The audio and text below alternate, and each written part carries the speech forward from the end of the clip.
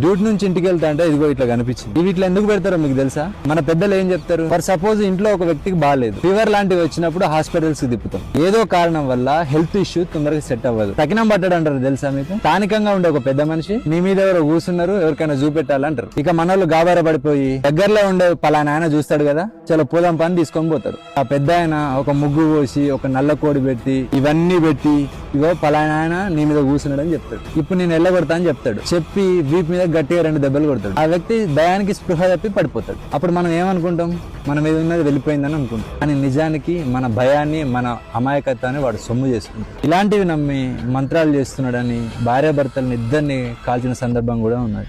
వీటిని ముట్టుకుంటే నిజంగా ఏమన్నా అవుతుందా? ఇది కొబ్బరికాయ, ఇందులో హెల్దీ ఫ్యాట్స్ ఉంటాయి, ఫైబర్ ఉంటుంది, డైజెషన్ కూడా మంచిది,